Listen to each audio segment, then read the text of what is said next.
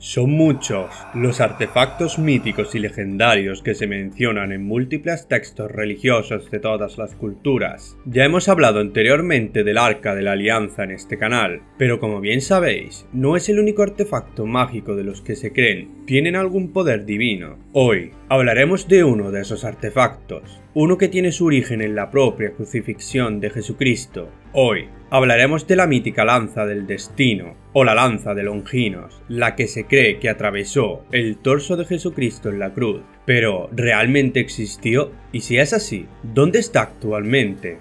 Hoy viajaremos en el tiempo para conocer todos los detalles e intentar desentrañar este gran misterio. ¿Os apuntáis? Seguidnos una semana más para conocer la leyenda sobre la mítica lanza de Longinos.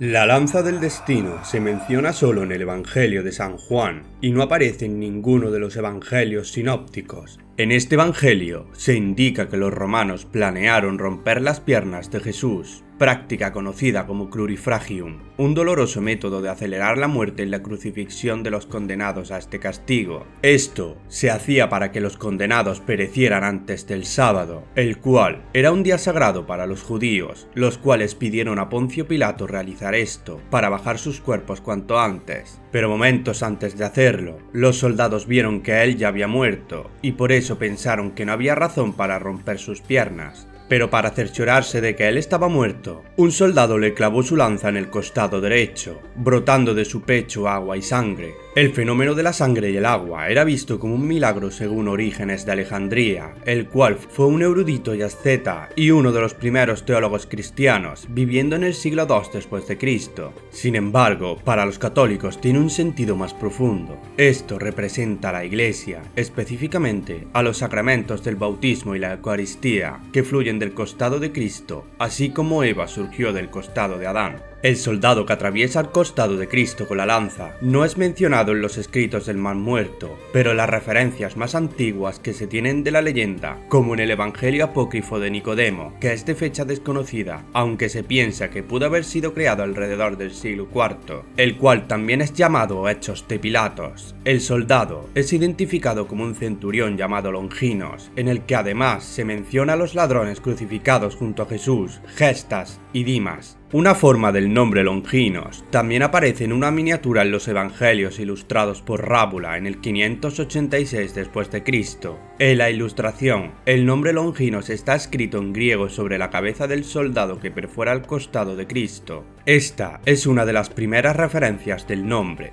si es que no es una inscripción hecha posteriormente. La tradición cristiana, refiriéndose a la novela La lanza de Louis de Wohl de 1955, le identifica como Cayo Casio Longinus, con lo que quien atravesara a Jesús con una lanza se llamaría igual que uno de los principales asesinos de Julio César, lo que da que pensar a la hora de creer si la teoría de que el soldado que atravesase a Jesús se llamara realmente así.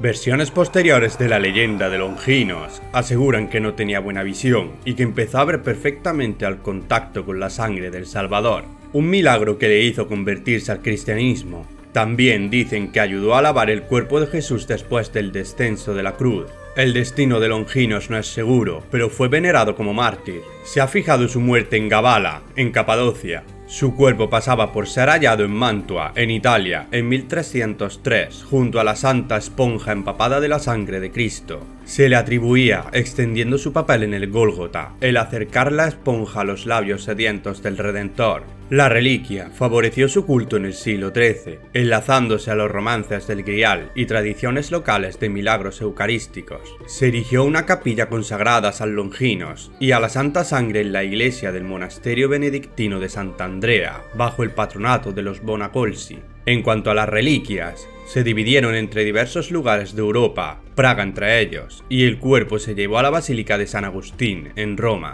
Sin embargo, también en Cerdeña se creía poseer el cuerpo del centurión romano que confesara la divinidad de Jesús. En la Edad Media y en tiempos posteriores, la lanza de Longinos fue un objeto de profundo interés. Se la relacionó con las leyendas del Santo Grial y se especuló con sus poderes ocultos. Por ello, algunos la llamaron la lanza del destino. Y se decía sobre ella que quien la sostenga con sus manos sostendrá, para bien o para mal, el destino del mundo. Pero también contenía una maldición. El que se separara de ella sufriría derrota más amarga e incluso la muerte. Se cuenta que la lanza estuvo en manos del rey Herodes, de los emperadores Constantino y Teodosio, y de los reyes bárbaros Alarico y Teodorico. En el 732, Carlos Martel llevaba la lanza cuando derrotó a los árabes en Poitiers. Su nieto, Carlomagno, venció en todas sus batallas hasta que perdió la lanza, y Federico I Barbarroja murió ahogado cuando al vadear un río en la actual Turquía se le cayó la lanza, e incluso se la relacionó con el rey Arturo.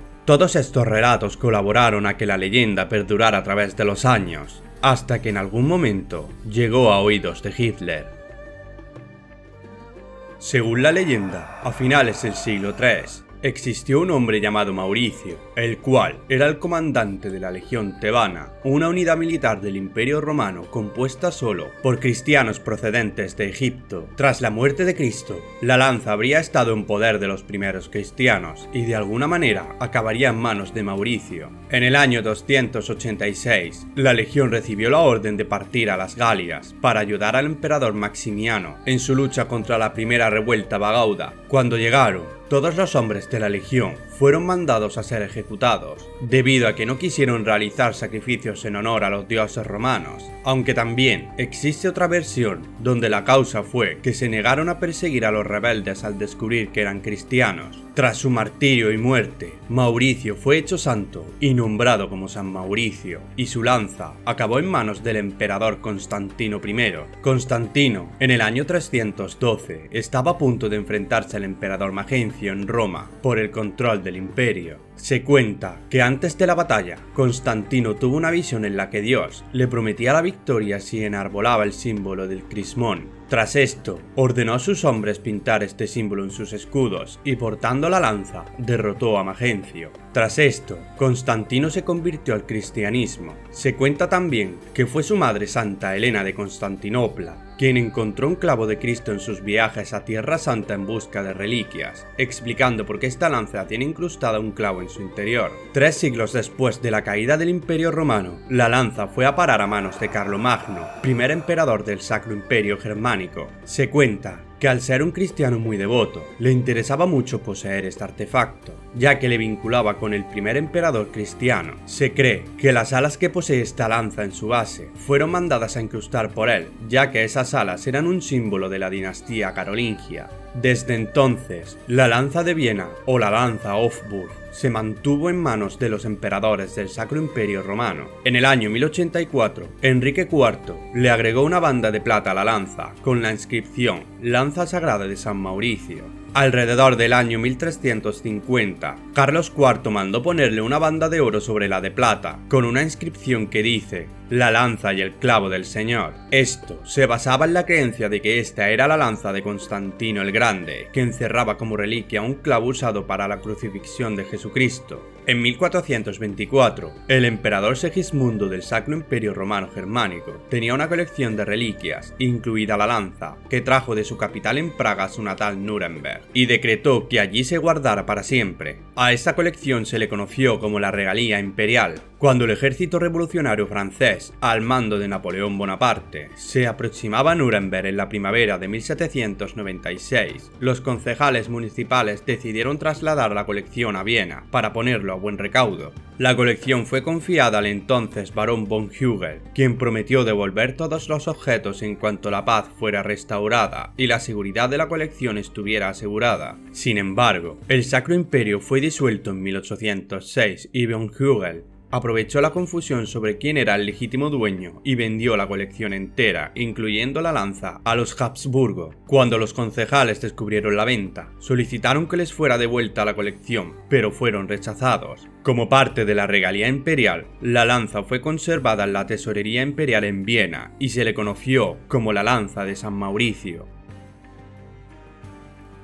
Fue poco después cuando Adolf Hitler supo de la lanza, cuando todavía era joven. Durante un tiempo, intentaba vender sus acuarelas en Viena, obras de un artista frustrado tras suspender el examen de acceso a Bellas Artes. Cierto día, a sus 23 años, Hitler entró en el Palacio Hofburg. Allí se exponía la reliquia cristiana, parte del tesoro imperial de los Habsburgo, presentada como un objeto de gran poder místico. Desde entonces, Hitler no se sacó de la cabeza aquel objeto. Investigó a fondo su historia con la ayuda de su amigo Walter Stein, experto en ocultismo y, curiosamente, judío. Hay incluso algunos que aventuran que ese fue el principal motivo por el que comenzó la Segunda Guerra Mundial, aunque otros aseguran que tal vez su obsesión se originó en la ópera de Wagner, Parsifal, misma en la que las reliquias sagradas como la lanza y el Santo Grial figuraban. Sea como fuera, no fue hasta 1938, 26 años después, que el joven que paseara alrededor de la vitrina de la lanza se había convertido en el líder de la Alemania nazi.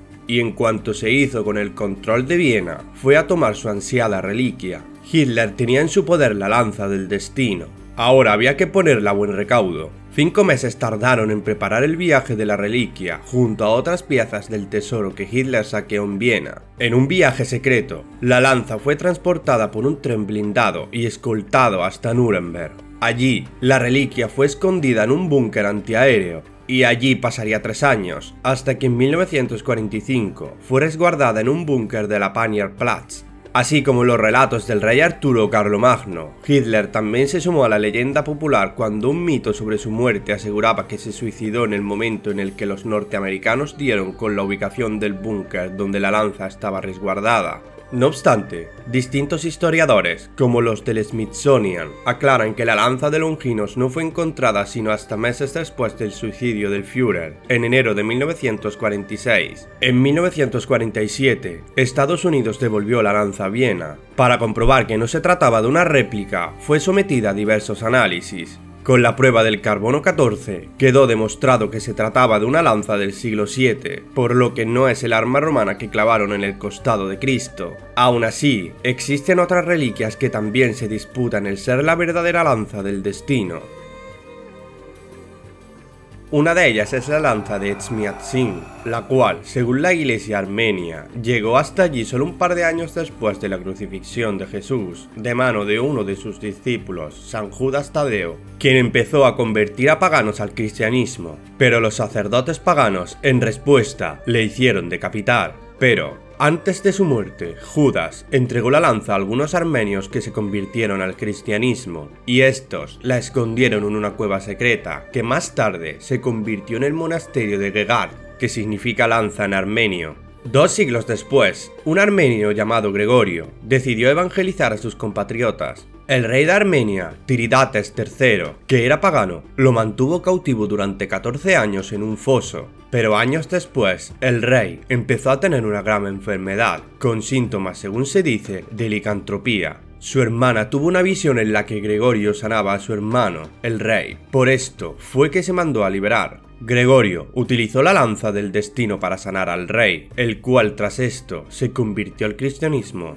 De ese modo, en el año 301, Armenia se erigió como el primer estado cristiano del mundo, y Gregorio pasó a ser conocido como San Gregorio I, el Iluminador, fundador y patrón de la Iglesia Apostólica Armenia. También se cuenta que fue nuevamente descubierta durante la Primera Cruzada. En el año 1098, el cruzado Pedro Bartolomé dijo tener una visión en la que San Andrés le decía que la lanza sagrada estaba enterrada bajo la Catedral de San Pedro en Antioquía. Tras mucho excavar en la catedral, la lanza fue descubierta. Al día siguiente, el 28 de junio, con la lanza por estandarte, se opusieron a los turcos, quienes presa del pánico se retiraron. La lanza sagrada, con la ayuda también de San Jorge, San Demetrio y San Mauricio, quienes los cruzados habían visto cabalgar a su lado, los llevó a la victoria, y esto permitió sucesivamente conquistar Jerusalén a principios de 1099. Tiempo después de expulsar al ejército musulmán, hubo sospechas de que la lanza de Pedro no era la lanza de Cristo. Para desmentir esto, Pedro caminó en fuego portando la lanza, el cual murió 12 días después por las terribles quemaduras. Después de este episodio, la lanza perdió todo interés y no se habló más de ella. No se sabe qué pasó con ella, podría haber sido cogida por Raimundo de Aguilés, uno de los cronistas de la cruzada que creía en la autenticidad de la lanza. No se sabe exactamente cómo fue que la lanza llegó a Antioquía cuando debería estar en Armenia, pero hay que decir también que las primeras crónicas que hablan de la lanza conservada en Armenia se remontan al siglo XIII, es decir, un siglo después de las de la primera cruzada. Esto podría significar que la lanza de Antioquía podría haber sido llevada a Armenia después de la primera cruzada y a partir de ese momento haber sido construida una historia acerca de su origen. Aunque por su forma, esta lanza queda descartada de que fuera, en algún momento, un arma romana. Sí que pudo ser por sus características una lanza judía de la época de Jesucristo. Aún así, se conserva y se adora igualmente en la ciudad de Echmiadzin, en Armenia. También está la lanza del Vaticano, la cual se cree que en el año 615 las reliquias fueron capturadas en Jerusalén por las fuerzas persas del rey Cosroes II. La punta de la lanza, que se había quebrado, fue dada en el mismo año a Nicetas, que se la llevó a Constantinopla y la depositó en la iglesia de Santa Sofía. Esta punta de lanza, en 1244, fue vendida por Balduino II de Constantinopla a Luis IX de Francia y guardada junto con la corona de espinas que llevó Jesucristo en la crucifixión en la Santa Iglesia de París. Durante la Revolución Francesa, estas reliquias fueron llevadas a la Biblioteca Nacional y posteriormente desaparecieron. En cuanto a la porción más grande de la lanza, se vio en la iglesia del Santo Sepulcro alrededor del 670 en Jerusalén. Sin embargo, no hay otra mención de ella tras el saqueo del 615. Algunos dicen que la porción más grande de la reliquia se llevó a Constantinopla en algún momento durante el siglo VIII, posiblemente al mismo tiempo que la corona de espinas. En algún momento, su presencia en Constantinopla parece ser claramente atestiguada por varios peregrinos, particularmente de origen ruso.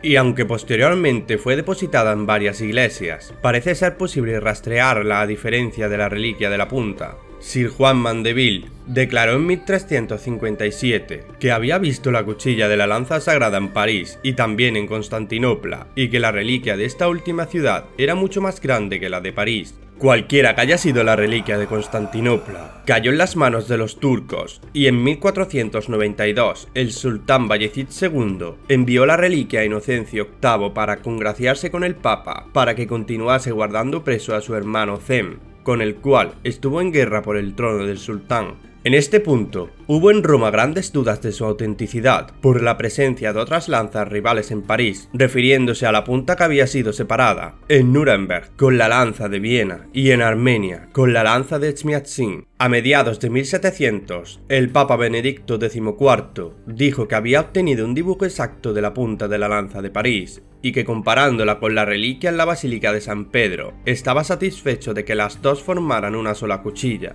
De todas formas, el Vaticano nunca ha exhibido la lanza, ni permitido que se le haga ninguna prueba científica. Aunque nunca han defendido que realmente sea la auténtica lanza de Longinos, la realidad es que a juzgar por unos dibujos hechos sobre la lanza, realizados a principios del siglo XX, se puede constatar al menos de que sí se trata de una lanza romana de la época de Jesucristo. Pero ¿y vosotros qué pensáis? ¿Alguna de estas lanzas será realmente la mítica lanza del destino? ¿O todavía no hemos encontrado la auténtica? Dejadnos saber vuestra opinión en comentarios. Gracias por estar otra semana más y esperamos que hayáis disfrutado de este vídeo. Nos vemos la semana que viene. Mucha suerte a todos, queridos amigos.